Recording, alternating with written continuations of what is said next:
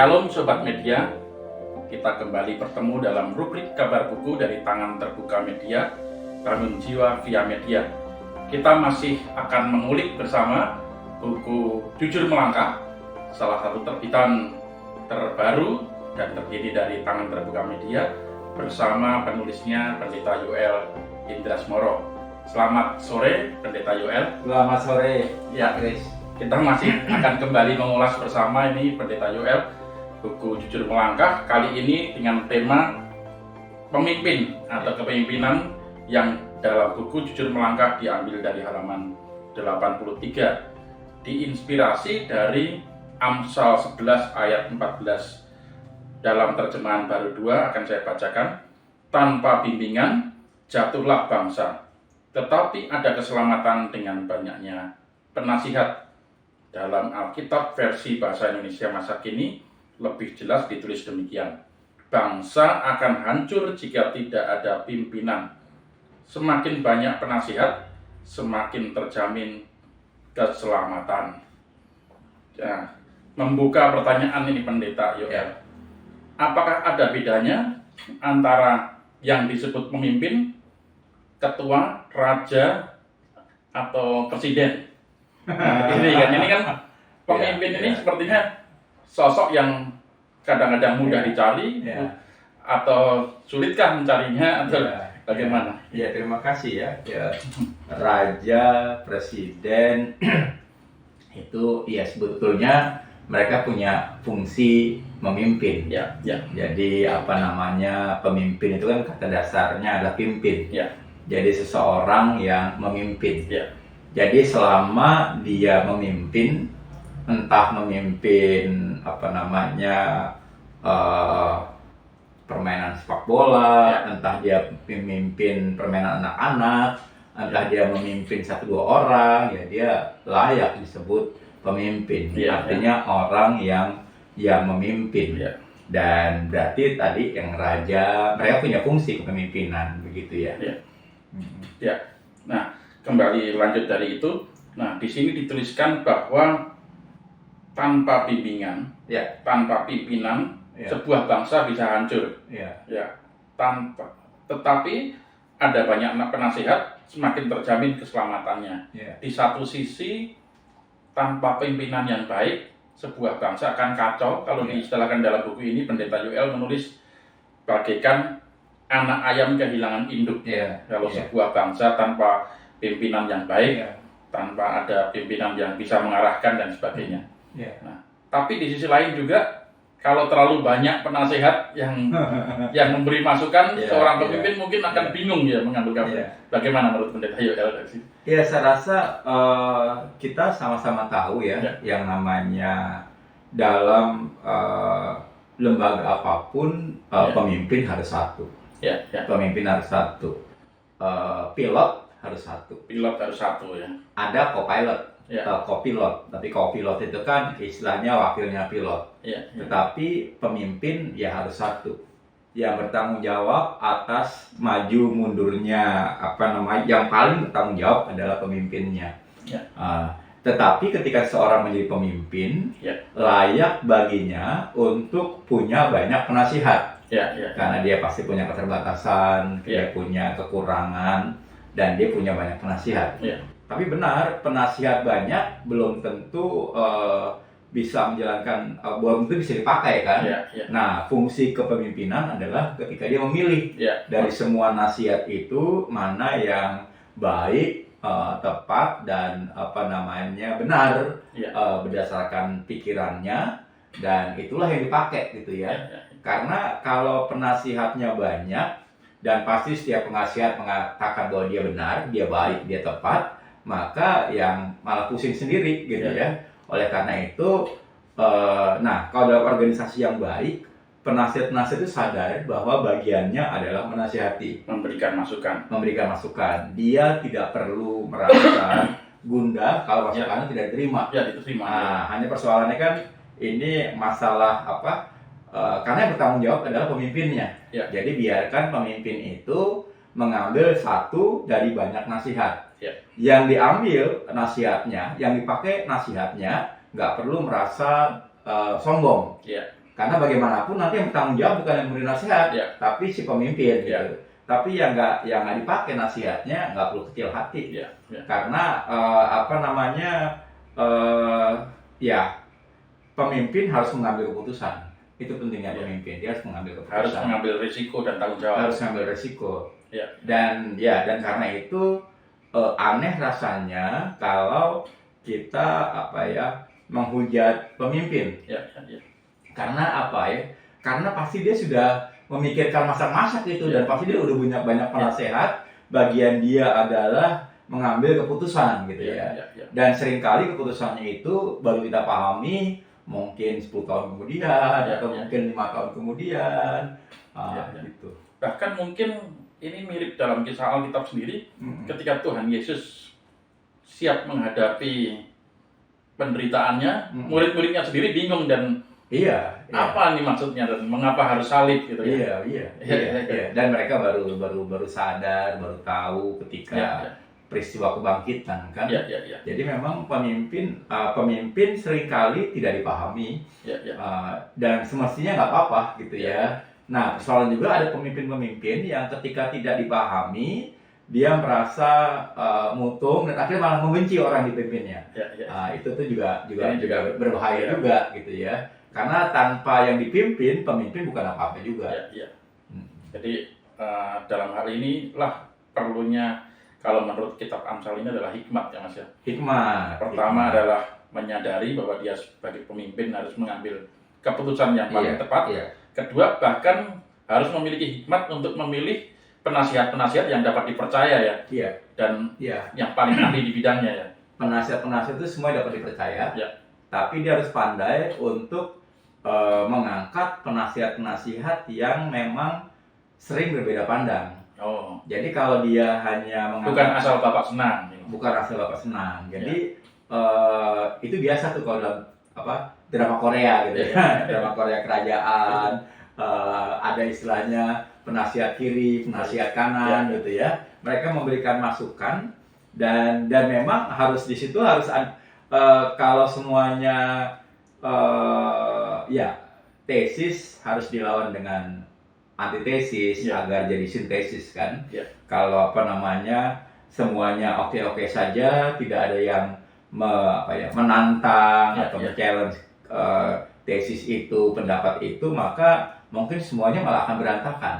Jadi pemimpin yang baik dengan sengaja tuh mengumpulkan orang-orang yang berbeda pandang tetapi jujur, berbeda pandang tetapi jujur, tulus, enggak main politik gitu ya. Karena memang dia dibayar untuk memberikan nasihat. Ini terkait dengan kisah-kisah dalam Alkitab. Pendeta Yoel. Ada masa di mana ketika setelah era Musa dan Yosua selesai, bangsa Israel dipimpin oleh para hakim-hakim. Hakim-hakim ini mungkin dipilih oleh Allah sendiri berdasarkan kasus-kasus tertentu ya. Dan mereka mungkin malah sedikit lebih demokratis, egaliter karena setiap orang tidak harus berdarah biru bisa menjadi hakim. Tapi kemudian di titik akhir orang Israel malah justru memilih kerajaan yang lebih istilahnya lebih otoriter dan sebagainya dengan wewenang penuh dan sebagainya. Menurut Mas Yoel, apakah benar bahwa sifatnya egaliter demokratis itu selalu lebih baik daripada pada akhirnya toh kerajaan Israel runtuh karena mereka memilih jalan itu kerajaan gitu? Sebetulnya Samuel sudah mengingatkan ketika mereka ingin seorang raja. Samuel mengingatkan bahwa mereka harus mendanai raja itu. Raja itu akan menjadi penguasa atas mereka. Tapi kalau mereka kadung sudah nggak terlalu suka dengan gaya yang egaliter tadi, harus ada pemimpin yang kuat dan harus dipimpin oleh orang yang kuat, maka mereka lebih suka seperti bangsa-bangsa lainnya. Itu kalimat bagus. Seperti bangsa-bangsa lainnya. Nah, pertanyaannya adalah apakah sebaiknya begitu? Apa sebaiknya sistem yang pertama egaliter? Sebetulnya ada pepatah Perancis, noblesse oblige. Saya nggak tahu bacanya noblesse oblige atau noblesse oblige gitu ya. Tapi intinya adalah ada tanggung jawab dalam diri seorang bangsawan. atau ada tanggung jawab kebangsawanan. Ya. Atau kalau istilah bangsawan kita ganti dengan intelektual, Ya. ada tanggung jawab intelektual. Ya. Jadi artinya kalau dia seorang bangsawan, dia harus berpikir, bersikap, bertindak seperti bangsawan. Ya. Ya. Jadi dia harus memenuhi takdirnya itu. Ya. Ya. Jadi kalau dia raja, dia harus memenuhi takdirnya sebagai raja, Ya. bukan sebagai penguasa, Ya. tapi sebagai raja yang melindungi, Ya, memelihara gitu Ya. ya. Ya. Dan menurut saya panggilan intelektual juga gitu ya, bahwa ada tanggung jawab intelektual. Ya. Jadi kalau kita misalnya seseorang yang mengaku diri intelektual, Ya. maka kita dipanggil untuk menyatakan pada dunia bahwa sikap, pikir, tindak kita selaras dengan dengan keintelektualan yang kita punya begitu. Ya. Ya. Sehingga dua jalan itu relatif benar, Ya. gitu ya, relatif benar. Ya. Jadi dan yang sering kali terjadi kalau dalam budaya Jawa kan, ketika raja menjadi raja itu tidak disukai, ada pemberontakan, Ya. maka pemberontakan kan selalu dari rakyat biasa gitu, Ya. kayak Arok gitu ya, Ya. selalu dari rakyat biasa gitu tuh. Ya, dan itu juga menarik sih sebetulnya. Tapi intinya adalah apakah dia dari rakyat biasa, apakah dia dari berdarah biru. Ya. Ketika dia jadi pemimpin, maka dia harus berperan sebagai pemimpin. Ya.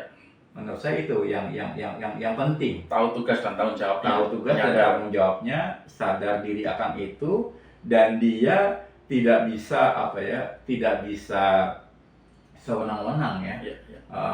Meskipun dia diangkat dengan wahyu dari Tuhan gitu ya, atau dia diangkat dengan pemilihan, tetapi ketika dia sudah jadi pemimpin, Ya. dia harus bersikap, berpikir, bertindak sebagai pemimpin.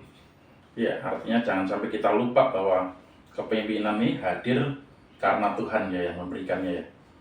Ya, Tuhan mengizinkan Ya, dia jadi mengizinkan, pemimpin ya. Ya. Jadi pemimpin. Kesadaran, artinya kesadaran diri dalam setiap pemimpin, baik pemimpin dalam komunitas yang kecil seperti keluarga, Ya, komunitas ya. di gereja, di Ya. tempat bekerja dan sebagainya, perlu sekali kesadaran tentang noblesse oblis tadi ya. Bahwa dia harus sadar, tidak harus menjadi negarawan untuk sadar tentang panggilan. Panggilannya sebagai pemimpin ya. Iya, atau sederhana saja kalau memang seseorang dipanggil menjadi tukang koran gitu ya dia harus bersikap, berpikir, bertindak sebagai tukang koran. Ya.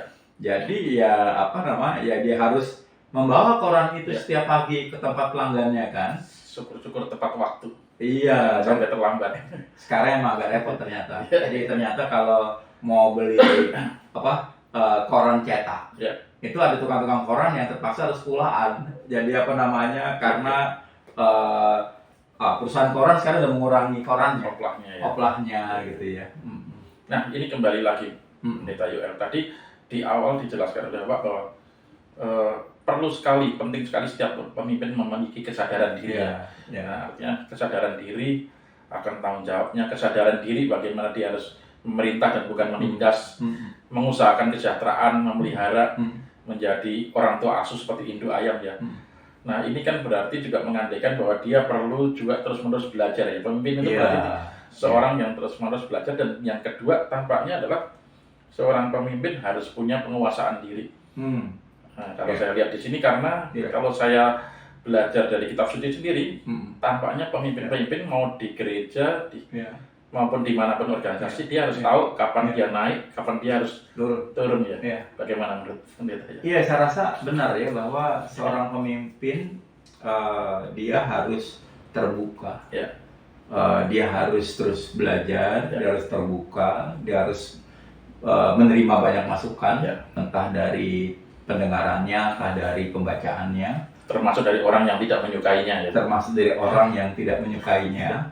Jadi dia harus terbuka gitu ya, terbuka wawasannya gitu ya. Dan dia juga harus paham bahwa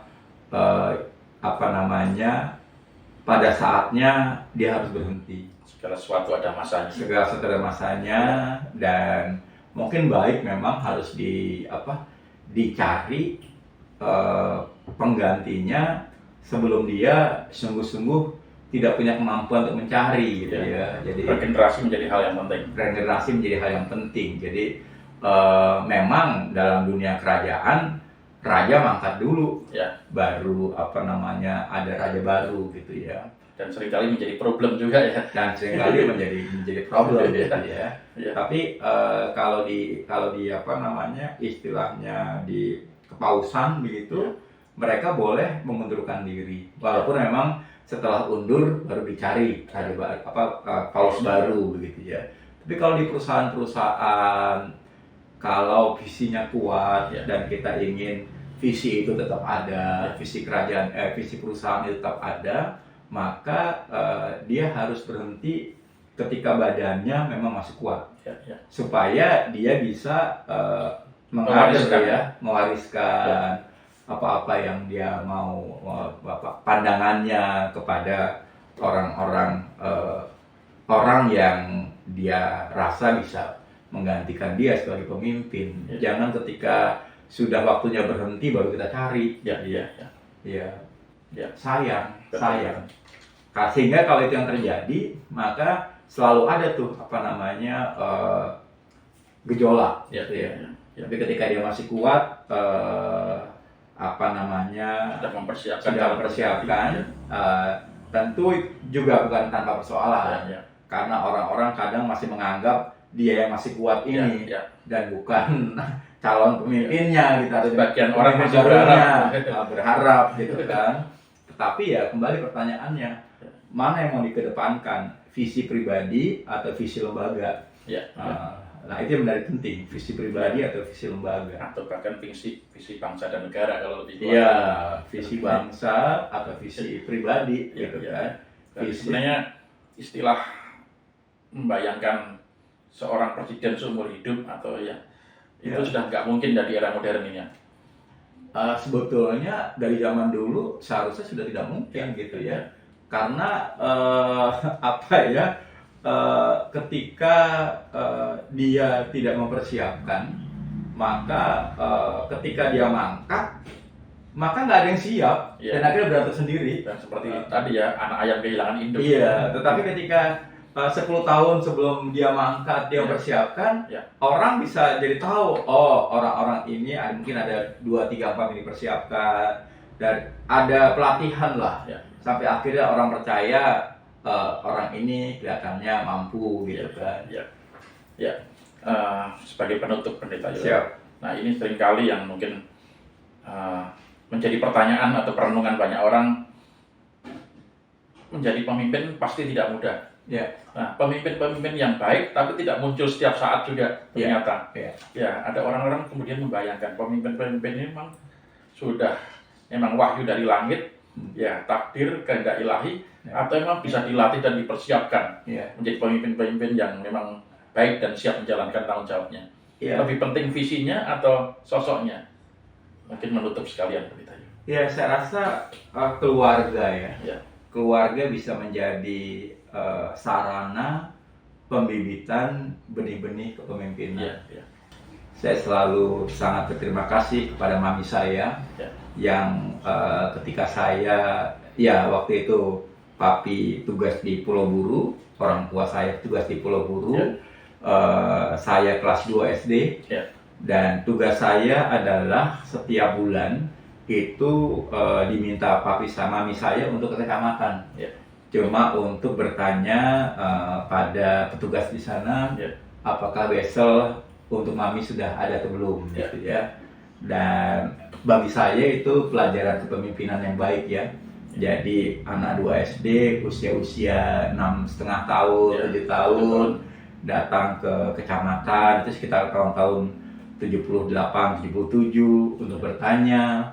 Dan dari situ mami saya bukan berpendidikan tinggi, tetapi mami saya mengajarkan keberanian, mengajarkan kemandirian, kepemimpinan, dan apa salahnya bertanya gitu ya. Jadi saya rasa keluarga bisa menjadi sarana untuk itu. Memang ada saja anak-anak yang mungkin pemalu.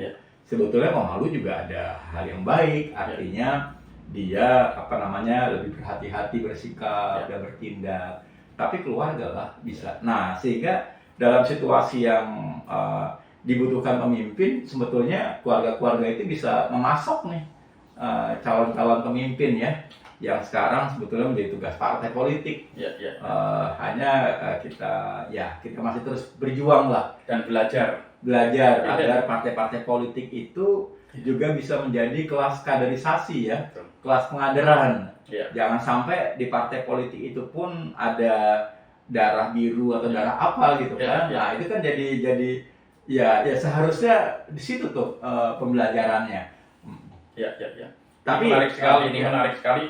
Maaf kata, tadinya saya berpikir ini adalah pertanyaan terakhir, tapi menjadi menarik karena ternyata terkait dengan darah biru dan darah merah biasa atau darah normal ini. Pendeta Yoel sedikit membentuk bahwa ternyata prinsip-prinsip pemimpinan modern ya tidak mengenal istilah keturunan langsung, pasti mewarisi hikmat atau kemahiran dari pemimpin yang sebelumnya ya. Tidak selalu otomatis demikian bahwa keturunannya mungkin mewarisi karakter-karakter pendahulunya yang baik mungkin ya, tapi pemimpin yang baik pasti selalu mau untuk belajar terlebih dahulu sebelum masuk dalam ladang pelayanannya ya, seperti Tuhan Yesus yang melewati pencobaan di padang gurun dan mempersiapkan diri selama masa kecil dan remajanya mungkin, atau bahkan Gatot Kaca harus dimasukkan dalam kawah candra di muka. Artinya pemimpin yang baik harus mengalami pahit getirnya dulu untuk tahu bagaimana cara memimpin yang baik ya. Jadi kalau dalam sebuah organisasi tentu ada orang-orang yang keturunan langsung dari pemimpin sebelumnya. Ada juga orang-orang yang istilahnya keturunan ideologis. Kita jangan salah bahwa yang keturunan jasmani pasti lebih baik daripada keturunan ideologis.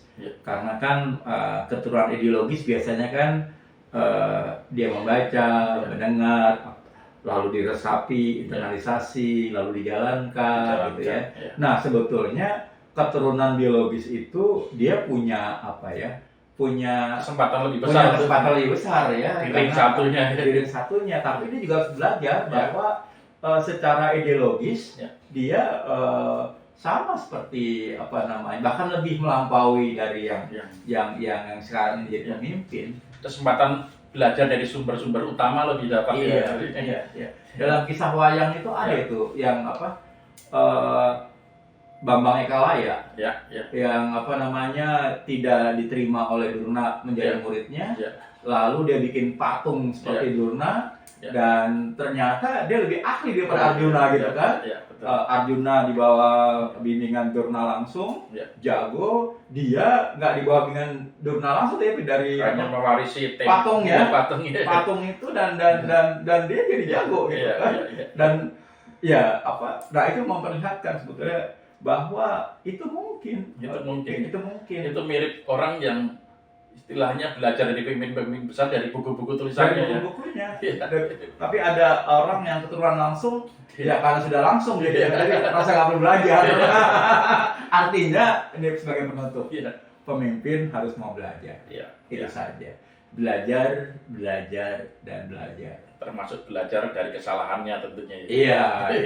Jangan takut membuat kesalahan. Karena kita bisa belajar dari kesalahan. Menarik. Banyak pemimpin yang karena takut membuat kesalahan, akhirnya malah nggak berani ngambil keputusan. Dan akhirnya tidak berani juga memimpin ya. Tidak berani ngambil keputusan, tidak berani menjadi pemimpin. Selalu menjadi ekor seumur hidupnya. Nah, terima kasih sekali Pendeta Yoel untuk pembahasan tentang tema pemimpin. Hanya satu ayat dalam Amsal 11 ayat 14, tapi ternyata kita bisa membahasnya demikian panjang. Kalau tidak teringat oleh waktu, pasti kita akan lebih lama lagi. Terima kasih telah bergabung bersama kami. Semoga tayangan kami memberikan manfaat dan inspirasi bagi sobat media dalam menjalani hidup sehari-hari di tengah dunia. Dukung terus pelayanan kami dalam membangun jiwa via media, membangun budaya mencintai buku dan cerita. Sampai jumpa dalam tayangan kami berikutnya. Tuhan Yesus memberkati kita semua.